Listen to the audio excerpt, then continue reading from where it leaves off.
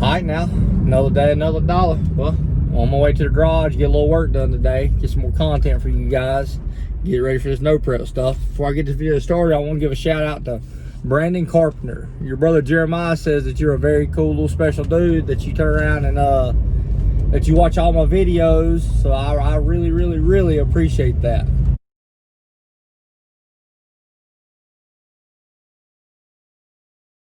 And while I'm at it, go on over to my son's channel, Damian Pasour. Go ahead and give him a subscribe, give him a like, give him a comment, watch his videos for him. Let's get him on up there to 1,000. I think he had like 805, 806 last time I looked. Come on, let's get him on up there. And also, I see you be more. I see you up there at 300 now, 305. I think it's what it was earlier. So we're getting there. Let's get be more. Let's go over to his channel too, and give him some likes and subscribes too. Let's get him on up there. Like I said, his channel's growing. The videos are awesome. They're doing good. So let me get back to work. I'll be with you here shortly. Let me get this video made. All right, sorry if the lighting in here ain't good.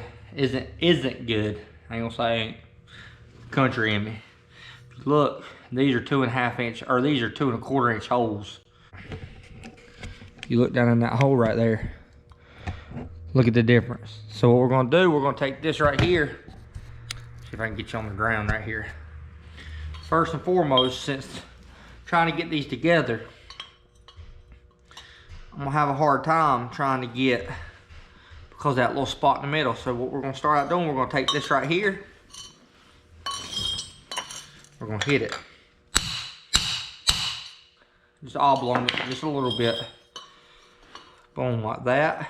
That way it tightens that gap up right here on each side. And then I'm going to also take this. So I got to think this is going towards the car. So let's turn this sideways like this. Give it to a little, just oblong a little bit. It don't matter. Just so that they fit up there good and tight like that. But we're also going to wire them out. But before I do all that, I'm going to come in here. I'm going to take my porting tool. I'm going to go ahead and cut a lot of this out. So that way that lip ain't there.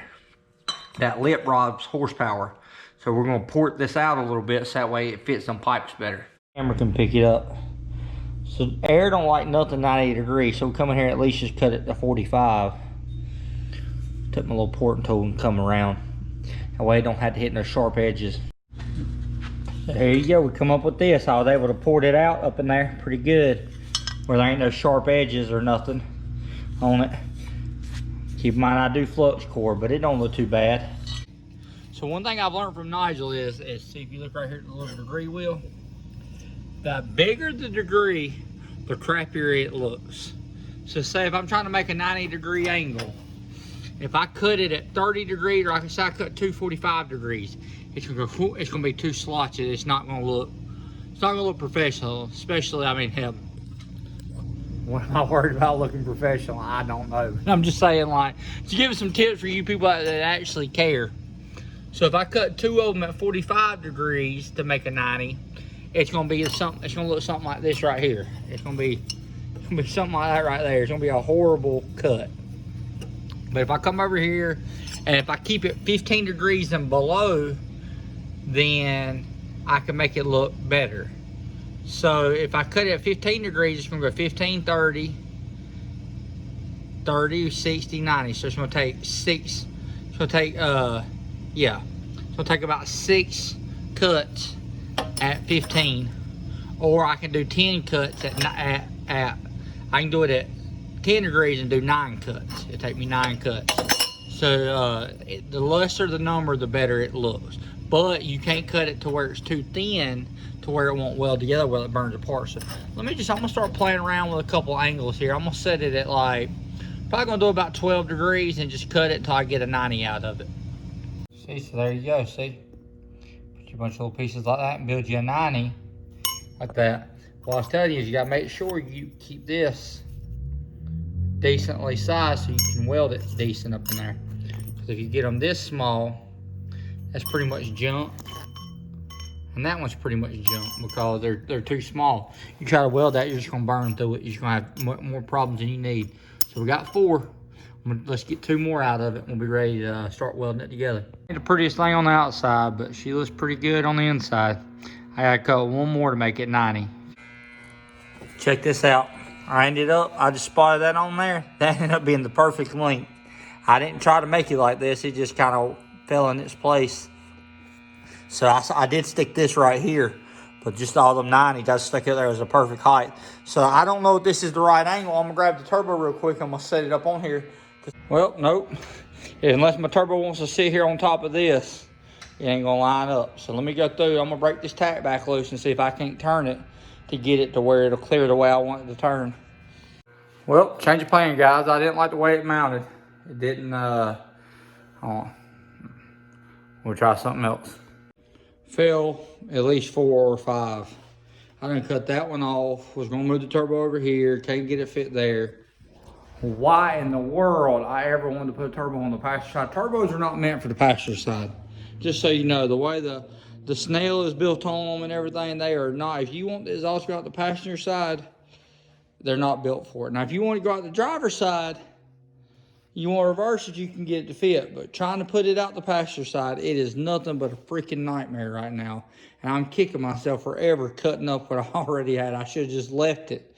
All I need to do was build some intercooler pipe and I was ready to ride. Now I can't get this thing to fit without having to worry about the belt. If I turn it too much, I got to worry about the belt shredding and wind up in the turbo.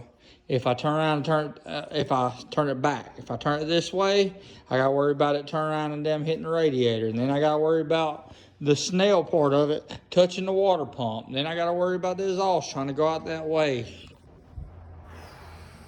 It's really testing my patience tonight, I swear. It's really, really, really aggravating me right now. I think we're gonna put the turbo right here. I hate it. I freaking hate it, because all I can think about is that alternator belt winding up in that turbo right there. Aggravates the crap out of me. They said I don't know. All right, now after fighting it, here's what we come up with. So there you go. I done took water, took it in there, put water in it to make sure that it was airtight or watertight. So now I gotta build this little section from here to the other section. Let me stick it back up on there so we got something to measure off of. All right, now, well, after ready to part this thing out and sell it, I finally found somewhere that'll work. This right here, there's plenty of room here.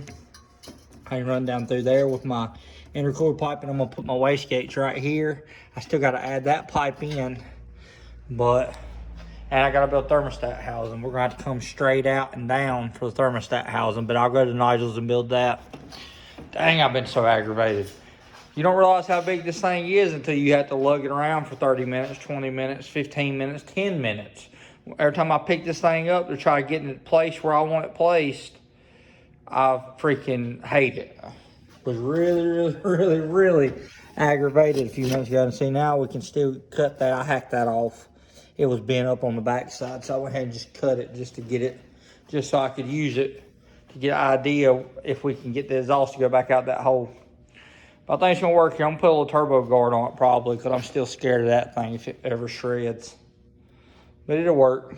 I gotta start working on the other stuff. I don't know, I might just call it a night tonight. Come back tomorrow and build the rest of that, because I'm just beat. I'm aggravated, I ain't gonna lie to you. Well, please like, share, subscribe, and comment. I'll see you one later. Thank you. All right, now, well, it's another day. Back here in the garage working on my hot rod. One day Advance got me a brake line a minute ago. So that way I could get all the back brakes done. So that way I can finally set the car on the ground. I'll get them bled out today. So I went and bought this little deal right here. So my car has SN95 brakes. Let me take you up to stand real quick. It had SN95 brakes, which had the hard line all the way from the front of the car to the back of the car. It goes over there. If you can barely see it, but right there is the Y, and the rubber goes down to the passenger wheel, and then this will mount right here and drop down to the driver's wheel. Well, this stuff right here is different. I was gonna go through like that, but then I realized when I got to that side there, I was like, well, that's a Y. I have no way to adapt that. So we're gonna change it back over to like a Fox body style. So basically, this is gonna go on the car, and this is gonna mount down the rear end, and we're gonna branch it out to each side. So I'm gonna go through and So I'm gonna go through and take this, and I'm gonna take me some brake lines like this, and I'm gonna cut them down, and I'm gonna make it work the way I need it to work around through here. I'm gonna weld this up and all that stuff like I'm supposed to. I'm gonna put it on the rear end now and just cross over the rear end and get it built out. So let me get some of this stuff laid out the way I need it laid out, and I'll be right back with you.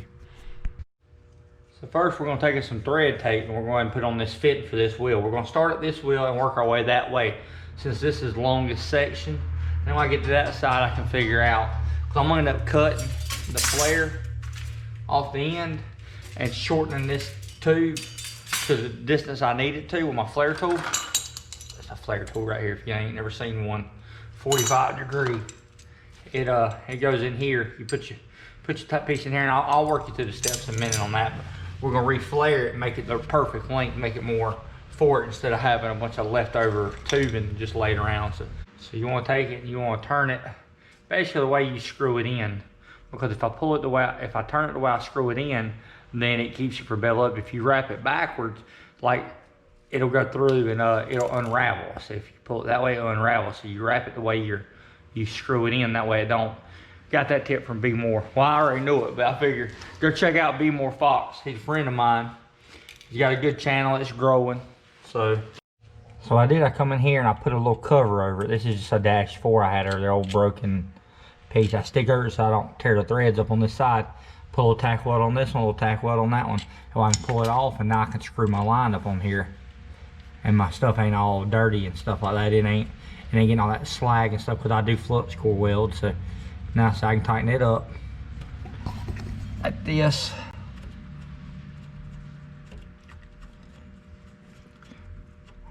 A good hot tack on both sides of it, so we can come in here.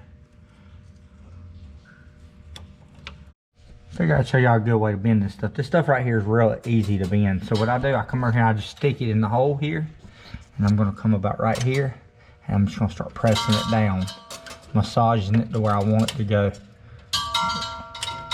Only thing that matters right now is I keep it right there in that hole. I'm gonna start this, and then I'm gonna start working my way around the rear end and get in the direction I wanna go right there. Let me get this on there.